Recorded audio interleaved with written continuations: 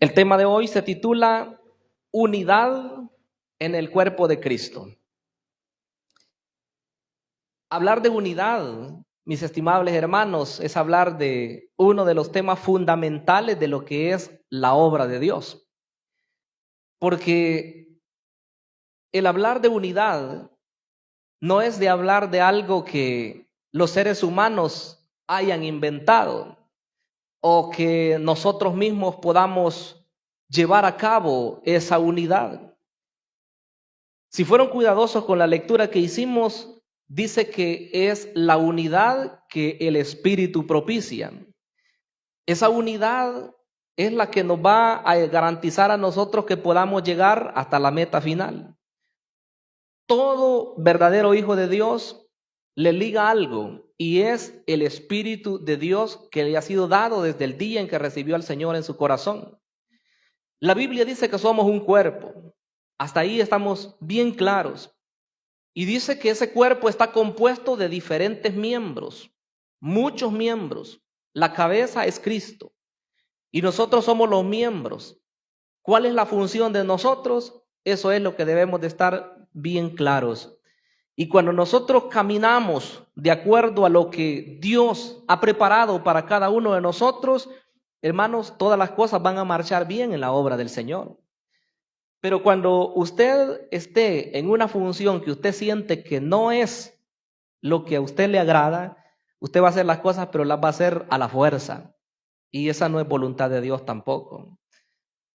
El Señor quiere que en nosotros haya una manera tan hermosa de entender su obra, que por eso Él nos instruye y nos deja su enseñanza, para que nosotros podamos caminar y caminar con pie firme, ¿verdad? Hasta llegar a la meta final.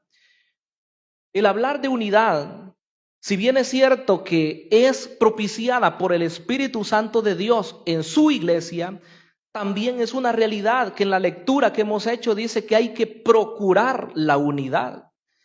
Si dice eso, quiere decir que como seres humanos, aunque tengamos el Espíritu Santo de Dios, aunque seamos lavados con la sangre de Jesucristo, siempre van a haber algunas situaciones que van a provocar malestar dentro de la congregación.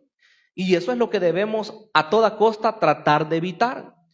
¿Por qué? Porque el Espíritu de Dios quiere que su iglesia avance. El Espíritu de Dios quiere que la iglesia cada vez sea una iglesia poderosa que no se detenga. Pero al enemigo sí le interesa que la obra se detenga. Es el enemigo el que quiere estropear, el que quiere poner tropiezos para que ésta se detenga. Si usted analiza, ¿verdad?, la iglesia del Señor a través de los siglos, se va a dar cuenta que en los momentos de angustia, en los momentos de tribulación, es cuando la iglesia se mantuvo más fiel. Cuando había persecución, cuando había peligro de muerte, los cristianos se mantuvieron unidos y se mantuvieron siempre caminando hacia adelante. Pero cuando las cosas comenzaron a mejorar, cuando las cosas comenzaron a ser mejores, la persecución cesó, ya no había ese peligro, los cristianos comenzaron a acomodarse. Los cristianos comenzaron a congraciarse con el mismo estado y al final se volvieron mundanos. Y eso es lo que al enemigo le interesa. Pero lo que el Señor quiere es que su iglesia se mantenga siempre unida, que se mantenga siempre avanzando, que se mantenga siempre hacia adelante y no mezclarse con el mundo. Eso es lo que el Señor quiere. Quiero que veamos en el mensaje de hoy 3 aspectos importantes. El primero de ellos es que debemos procurar la unidad. ¿Cuántos están dispuestos a eso? Todos debemos estar dispuestos a procurar la unidad. Y oiga, sorpresa, no solamente la unidad entre este grupo de creyentes que habemos en este lugar, sino que la unidad de la iglesia debe de ser entre todos los creyentes, no importa la denominación que estos tengan, porque somos una sola iglesia, es la iglesia de Jesucristo. Entonces, esa unidad es la que debemos ver qué es lo que dice la Escritura. Y en la segunda parte de este mensaje yo quiero mencionar los aspectos o los elementos que proveen la unidad de la iglesia. Pero en esta parte nos dice que debemos procurar la unidad. Mire lo que dice en el versículo 1. Dice que hay que vivir de acuerdo a la vocación con que nosotros hemos sido llamados. Versículo 1. Yo pues, preso en el Señor, os ruego que andéis como es digno de la vocación con que fuisteis llamados. ¿Cuántos llamados hay aquí a propósito? Todos los que hemos sido llamados por el Señor a su obra bendita. No estamos hablando de llamado al ministerio. Estamos hablando de los que hemos sido llamados a formar parte de la iglesia del Señor. Tenemos una vocación. Usted podrá decir, ay, pero yo no soy profesional, yo no soy doctor, yo no soy ingeniero, yo no soy licenciado, yo no soy, y puede decir cualquier otra carrera que hay en las ramas del saber. Pero en este sentido, lo que la Escritura está diciendo es que usted y yo tenemos una vocación. Tenemos algo a lo cual nosotros hemos sido llamados. Porque una profesión, mis estimables hermanos, va a funcionar solamente si la persona que la ejerce de verdad tiene vocación para ello. Si no, piense en las personas que se dedican al ramo de la salud. Tienen vocación para eso. Pregúntele a cualquier otra persona si quiere hacer algo de lo que ellos hacen. No, dicen algunos, ni loco. Hay personas que dicen que solamente al ver sangre se desmayan. Piensen esas personas, ¿cómo podrían servir en el ramo de la salud? Y así, al comparar otras profesiones, nos vamos a dar cuenta que no todos somos llamados a una rama cualquiera, sino a algo que vamos a funcionar. Y al hablar de la obra de Dios, dice que nosotros debemos de vivir o debemos andar de acuerdo a la vocación como nosotros fuimos llamados. Os ruego, dice el apóstol, que andéis como es digno de la vocación con que fuisteis llamados. El hombre está preso, él está en la cárcel romana y él todavía está animando a los hermanos a que se comporten. Los está animando a que ellos vivan de acuerdo a esa profesión. El problema fuera que nosotros quisiéramos seguir viviendo así como cuando estábamos en el mundo, ¿verdad? Que quisiéramos seguir haciendo nuestros propios caprichos y deseos. Eso no es voluntad de Dios. La voluntad de Dios es que nosotros nos rindamos a Él. Y si de verdad hemos nacido de nuevo, que nos pongamos a las órdenes de Él y sigamos haciendo la obra con toda libertad y fruto va a venir de parte del Señor. ¿Cuántos decimos amén en esta noche, mis estimables? Porque Dios quiere que le sirvamos. Esa es la voluntad de Él. Dice que andemos como es digno de la vocación con que Él nos ha llamado. Si fuimos apartados por el Señor, es para algo. ¿Para qué ha sido apartado usted? Obviamente que todo creyente ha sido apartado para llevar alabanza al Señor, ¿verdad? Para llevarle gloria, para llevarle honra. Pero aquel que tiene un llamado a servir debe de entender que lo que Dios quiere es que se ocupe en eso, ¿verdad? Versículo número 2. Aquí hay otra cosa que el Señor dice que debemos hacer. Dice que debemos soportarnos con paciencia los unos a los otros. Y eso debe de ser con toda humildad y mansedumbre. No les voy a preguntar aquí cuántos son humildes o cuántos son mansos, porque no está en eso, ¿verdad? Es más, si la persona dice yo lo soy, sería la persona más soberbia de todas.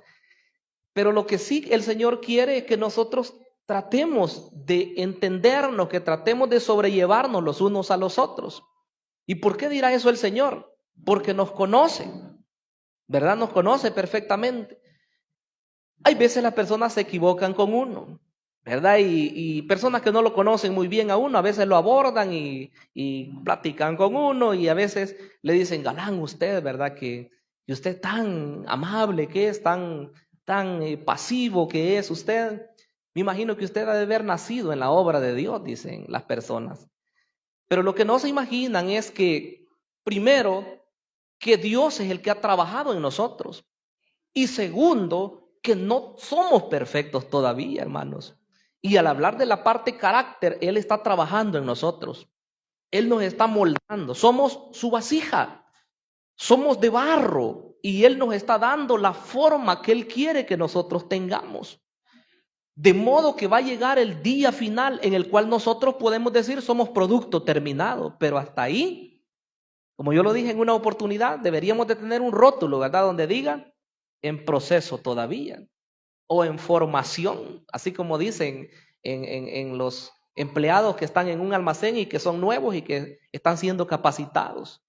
Entonces dice que debemos soportarnos. Oiga, qué interesante, con toda humildad y mansedumbre, soportándoos con paciencia los unos a los otros. Y la parte última me gusta porque dice en amor. En otro lugar dice que el amor es el vínculo perfecto. ¿Por qué dice eso? Porque si no hay amor, no se va a poder hacer nada. En los matrimonios, cuando hay alguna situación, algún disgusto, ¿qué es lo que lleva a que ese disgusto pueda sobrellevarse? El amor. Pero cuando el amor se está enfriando, entonces cuando hay una pequeña situación, eso va a estallar. Y eso lleva a las personas a conflictos, ¿verdad? Que comienzan a gritarse, que comienzan a alterarse y en el peor de los casos hasta golpearse también. Entonces esto es un peligro, porque el amor dice que es el que va a unir todo aquello. Hay que soportarnos unos a otros, dice, con toda mansedumbre y humildad. Y me gusta que también dice la palabra con paciencia, soportando con paciencia los unos a los otros en amor. ¿Cuándo necesitamos paciencia?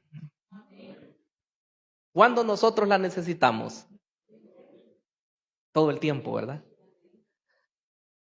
Pero más propiamente en los momentos de tensión, en los momentos cuando surgen conflictos, ahí necesitamos paciencia. Y si lo pudiéramos hablar de manera general, esperando la venida del Señor con paciencia. El que se cansa es el que se aleja de la obra de Dios. El que se cansó de caminar, de transitar, de batallar, ese es el que se queda de la obra del Señor. Pero la Biblia dice que nosotros debemos soportar y que debemos ir cada vez más avanzando y avanzando, de modo que no nos vamos a detener hasta que lleguemos al lugar donde el Señor nos quiere tener. Hay que batallar con todo esto. Y número 3, dice aquí que hay que guardar la unidad del Espíritu. El versículo número 3 dice solícitos en guardar la unidad del Espíritu, en el vínculo de la paz. Maravilloso, ¿verdad? Solícitos. ¿Qué quiere decir esa palabra solícito? Quiere decir que hay que poner de nuestra parte. Quiere decir que hay que estar dispuestos. Porque cuando uno no pone de su parte, mis estimables hermanos, nada bueno va a ocurrir. Solícitos en guardar la unidad del Espíritu, en el vínculo de la paz. Cuando hay un conflicto entre dos partes o entre dos personas, si usted es una tercera persona, usted se va a ofrecer para mediar en esa situación, para que se pongan en paz. Eso es estar solícito. Pero piense usted en dos personas que están, dime que te diré, ¿verdad? En dos personas que están discutiendo, alegando por diferentes causas. Y de repente llega un tercero ahí, ¿verdad? Llega usted y comienza a hablar más en contra y a decir otro sinfín de cosas. ¿Será eso estar solícito? No, eso sería, como dicen en el vulgar, echarle más leña al fuego, ¿verdad? Y se va a poner duro el problema. Solo recuerdo cuando los muchachos de mi tiempo, ¿verdad? Querían discutirse y pelear. Llegaba otro loco por ahí, les decía, el primero que escupa aquí, en esta mano, es hombre. Y claro, ya quería que le escupiera la cara, ¿verdad? Y cuando el otro escupía, él quitaba su mano y le escupía la cara. Y ahí comenzaba la pelea. Entonces, ese es un ejemplo al contrario de estar solícitos en la unidad. Pensemos hoy en la parte del Espíritu. Dice en la unidad del Espíritu. Quiere decir que debemos promover nosotros la unidad entre los creyentes. Debemos de procurar lo más que sea que nuestra iglesia, la visible que hoy nosotros tenemos acá, sea una iglesia sana. La vez pasada oímos, ¿verdad? Un mensaje acerca de la unidad, de la salud de una iglesia. Y creo yo que todos los elementos que se mencionan en la carta a los filipenses nos ayudan a entender lo que Dios quiere para una iglesia. Una iglesia que es sana, una iglesia que es saludable. Esa iglesia es la que el Señor viene a traer un día. Eso es verdad. Entonces, dice que hay que estar solícitos en guardar la unidad del Espíritu, en el vínculo de la paz. Esta paz, mis estimables, debemos considerar que la paz que la Biblia menciona no es solamente una paz así, ¿verdad? Pasajera como la del mundo, que de repente estaban en un pleito, en una guerra y llegó alguien y les ayudó y hicieron la paz, pero a los días recrudece esa guerra, ¿verdad? Y tal vez con más intensidad. La paz que el Señor da, Él dijo, mi paz os dejo, mi paz os doy. Yo no la doy, dijo Él, como el mundo la da. Esa paz verdadera es la que el Señor quiere que haya en los corazones de cada uno de sus hijos. Y quiere que se mueva en lo que es toda la comunidad de la iglesia del Señor. Entonces, debemos nosotros poner de nuestra parte. Pero quiero que veamos en segundo lugar los elementos que proveen la unidad. En esta parte nos vamos a detener un poco más. Los elementos que proveen la unidad. Si estamos hablando que hay unidad en el cuerpo de Cristo, quiere decir que debemos saber qué es lo que nos da a nosotros la unidad. ¿Por qué Adolfo Sánchez va a tener unidad con otras familias que no son en la carne familia de él, ¿verdad? En la sangre? Y usted puede poner su nombre. ¿Por qué yo tengo que tener unidad con otra familia? Si contáramos la familia de acá, hermanos, habemos muchas familias, ¿verdad? Por sus apellidos. Pero hay que ver lo que la Biblia dice, lo que nos une a nosotros, a tal modo que dice que Dios es nuestro Padre y nosotros somos sus hijos. Todos nosotros somos hermanos. Entonces veamos, número 1, dice que somos un cuerpo. El versículo número 4 dice un cuerpo. Mire qué interesante. Usted puede ver la figura del cuerpo humano. El cuerpo humano tiene cabeza. El cuerpo humano tiene, bueno, en la cara usted puede ver todos los miembros y comenzarlos a enumerar. Pero puede decir, el cuerpo humano tiene manos. El cuerpo humano tiene estómago. El cuerpo humano tiene pies. Y todos los demás miembros que pudiéramos enumerar. Cada uno de ellos tiene una función. Lo mismo es en el cuerpo de Cristo. Yo quiero que leamos 1 Corintios 12. Primera a los Corintios 12 y versículo 12 también. Dice, porque así como el cuerpo es uno y tiene muchos miembros, pero todos los miembros del cuerpo, siendo muchos, son un solo cuerpo, así también Cristo. Porque por un solo espíritu fuimos todos bautizados en un cuerpo, sean judíos o griegos, sean esclavos o libres, y a todos se nos dio a beber de un mismo espíritu. Entonces, ¿de cuál cuerpo está hablando hoy? ¿Qué es lo que nos une a nosotros? Un cuerpo. Está hablando del cuerpo de Cristo. No está hablando de su cuerpo como tal, sino que el cuerpo místico, que es la iglesia. Eso nos une. ¿Qué soy yo? Puede ser que sea parte de la boca porque anuncio su palabra. Piense usted qué es. En eso, ¿verdad? Puede ser que usted diga, yo soy parte de sus pies porque yo voy y evangelizo. Yo voy y les hablo a otras personas acerca de Cristo. A la misma vez está haciendo boca también. Cada una de las funciones que nosotros hacemos dentro de la iglesia quiere decir que estamos cumpliendo con una función de un miembro de ese cuerpo. Si nosotros sabemos escuchar, puede ser que estemos cumpliendo la función de oído. ¿Verdad? Hay que usarlo bien, por supuesto, ¿verdad? Porque no se debe de oír cualquier cosa, ¿verdad? Sino que de oír la voz de Dios. Hay que saber oír y hay que discernir cuando es Dios el que está hablando a nuestras vidas.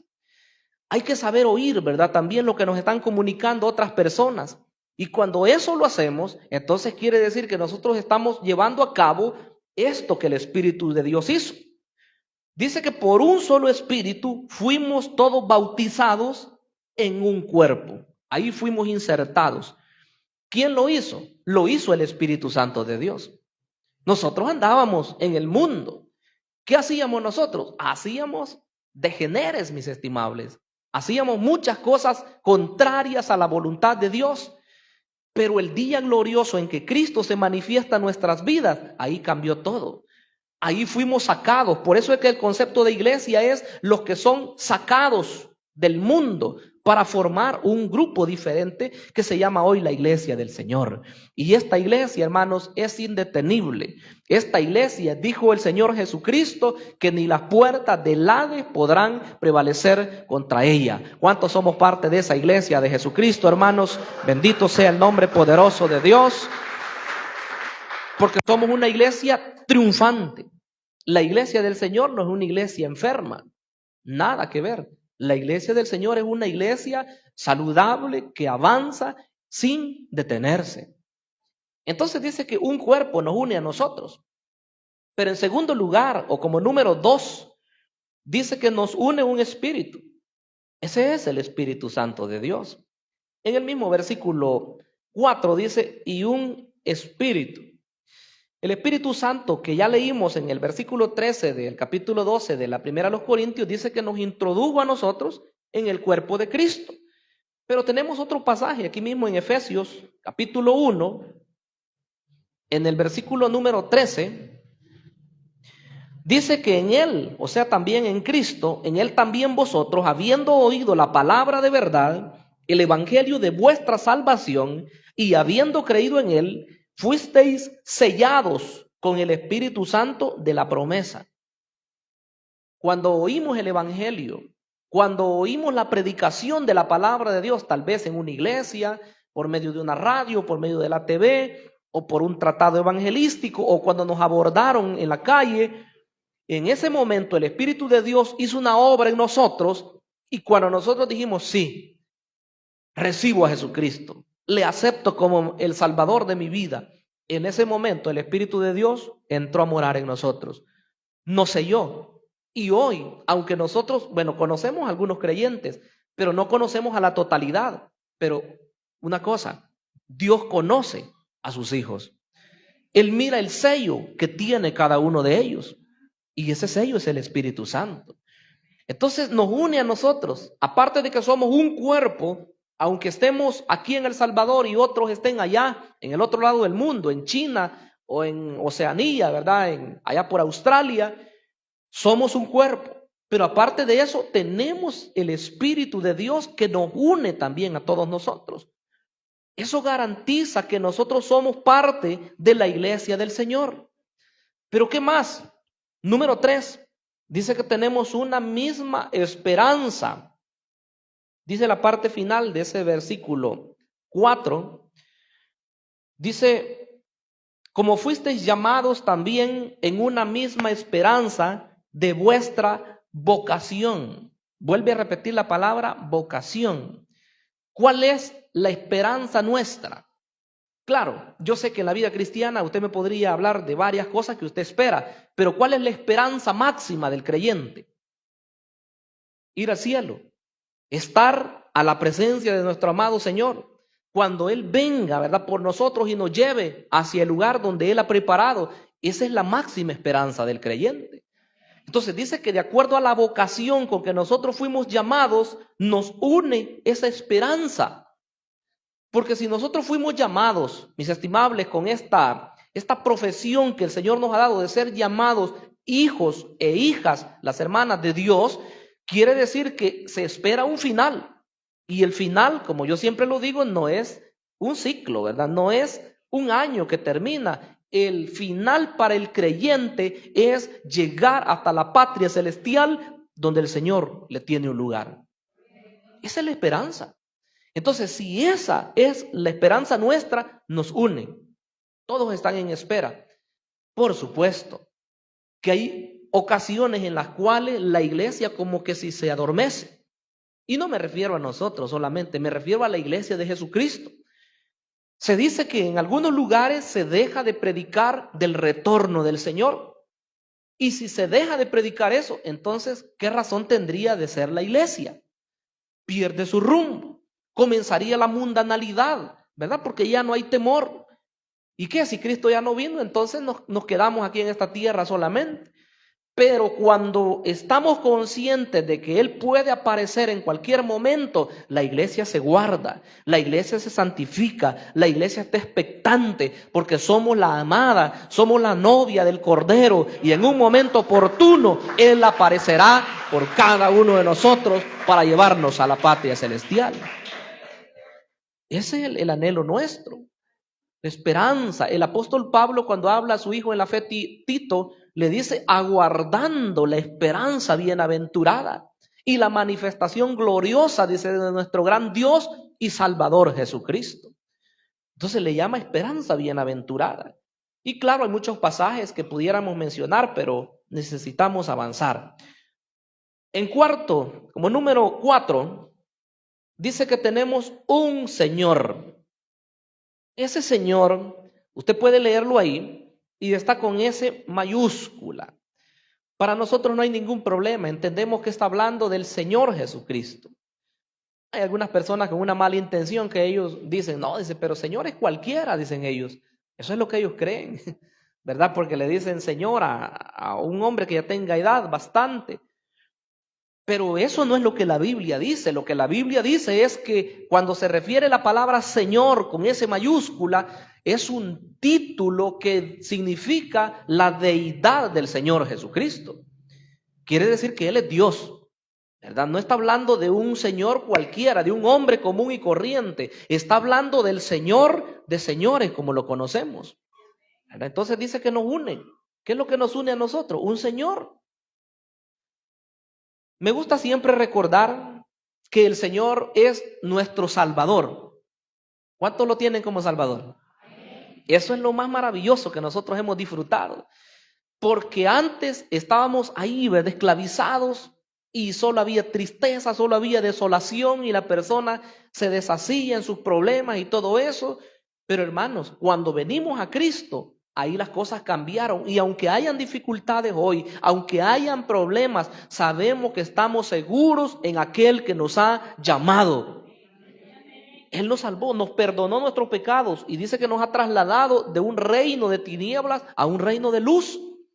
Hoy estamos ahí. Pero la parte que a veces no enfatizamos es la parte que Él es nuestro Señor. A un Señor se le obedece. A un Señor se le debe respeto. Esta figura viene de los tiempos antiguos, cuando habían grandes señorones ahí que tenían mucho dinero, que tenían muchas posesiones, y ellos tenían sus trabajadores, tenían sus esclavos. Y aquellos, bueno, hoy es muy diferente a como era antes. Aquellos esclavos no tenían ningún privilegio. Y aquellos tenían que llegar y hacer reverencias a su Señor y hacer todo lo que su Señor le mandase. Era tan cruel la esclavitud que se dice que el amo podía incluso llegar hasta matar en algunos casos a su esclavo, y la ley no decía nada porque no tenían derecho a los esclavos. Pero hoy las cosas han cambiado, por supuesto, pero la figura se retoma en el sentido de que a este Señor le debemos nosotros mucho respeto, mucha reverencia, y con temor nosotros le servimos al Señor.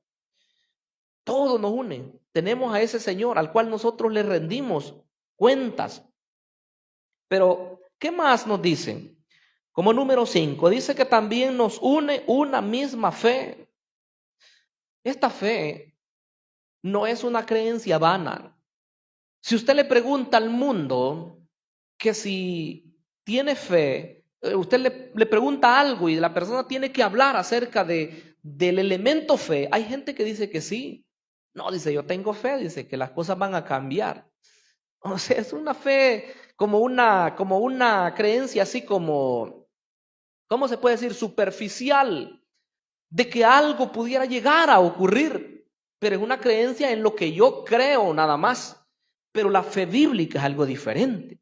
Porque la fe bíblica no está creyendo en que yo pueda hacer algo, sino más bien está creyendo en aquel que ha prometido hacer todas las cosas. Esa es la diferencia. Se dice que el creyente a veces falla en el sentido de considerar la fe en la misma fe. Y eso no es lo que la Biblia enseña. Ah, no, dice, yo tengo fe, dice que yo tengo fe que va a sanar fulano de tal. O yo tengo fe, dice que voy a obtener esto o lo otro. Fe en la fe en su misma fe.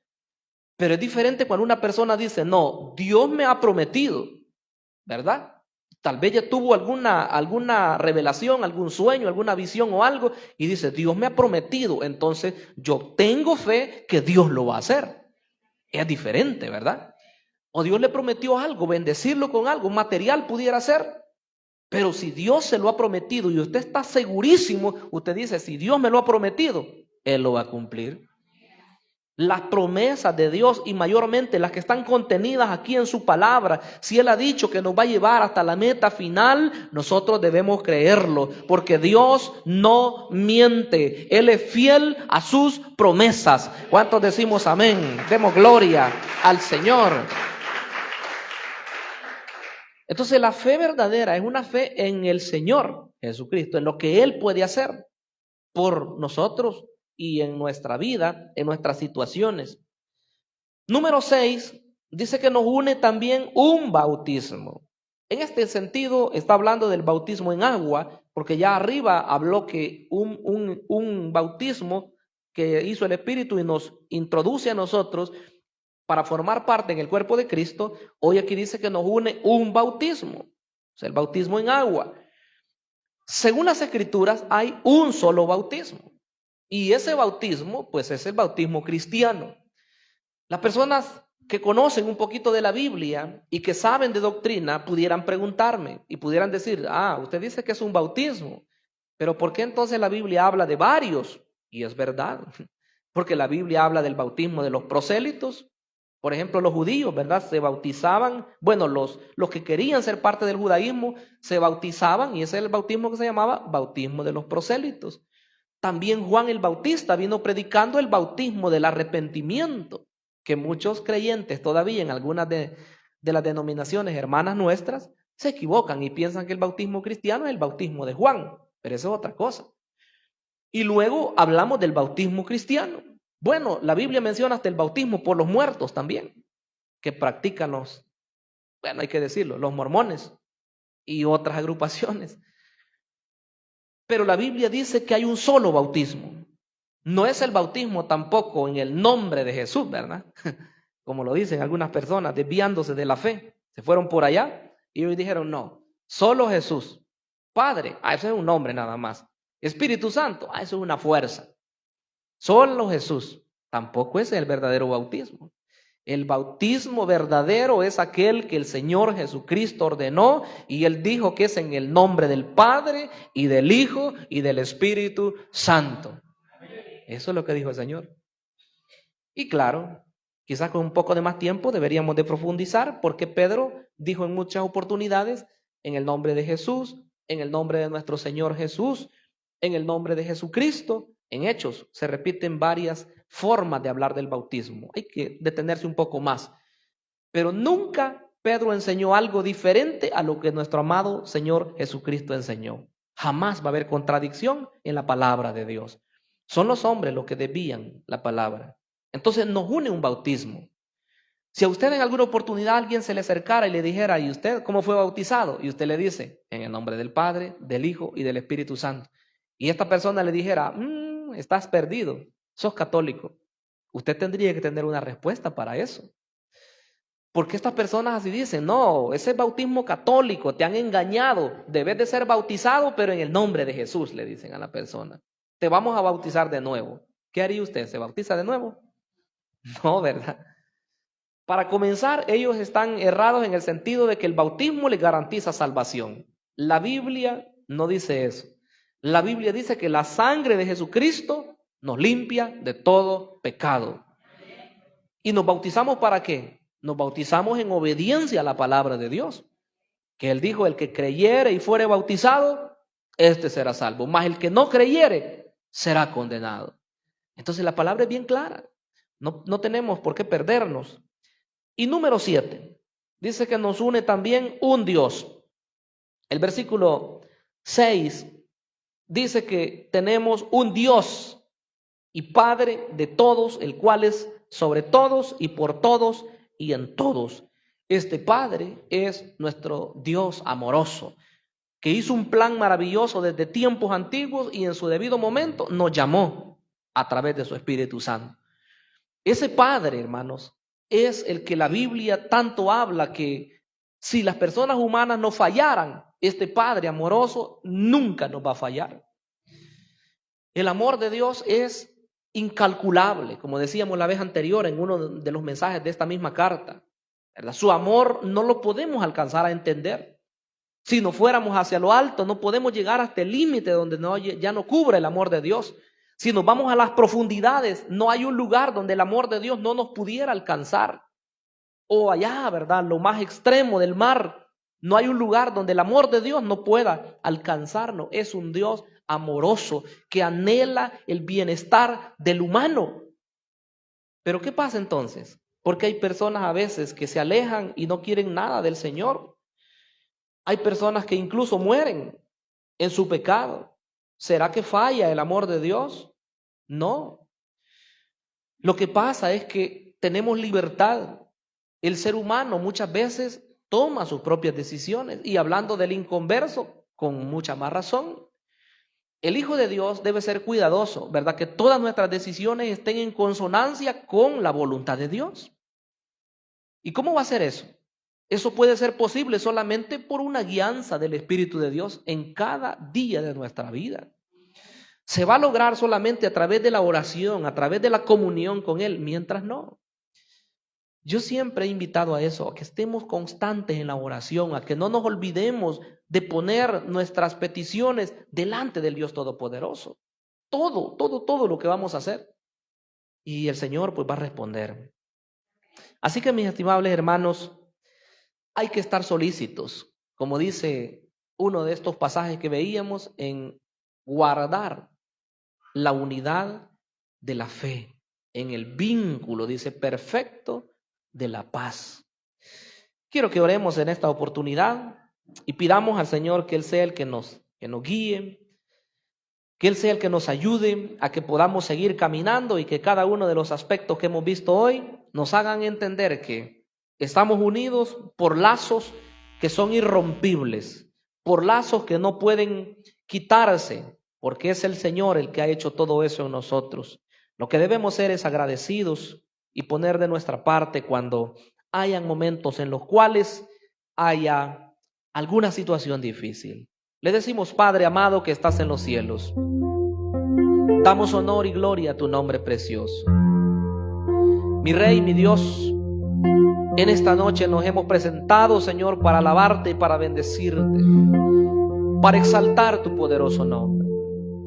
Mi gran Rey, hemos oído que hay unidad en la iglesia, que tú has garantizado, Señor, que tu iglesia amada pueda ser estrechada con lazos de amor, de misericordia, que aquellos que han experimentado, Señor, el nuevo nacimiento pueden apreciar las maravillas que tú has hecho, Señor, para con ellos.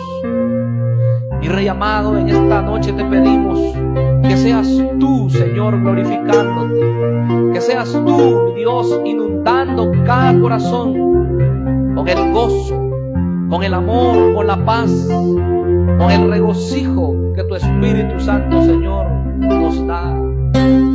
Que cada uno, Señor, podamos estar dispuestos a poder, Señor, propiciar la unidad, así como el Salmo, Señor, lo dice, que es delicioso, es hermoso el poder estar en la armonía con los santos.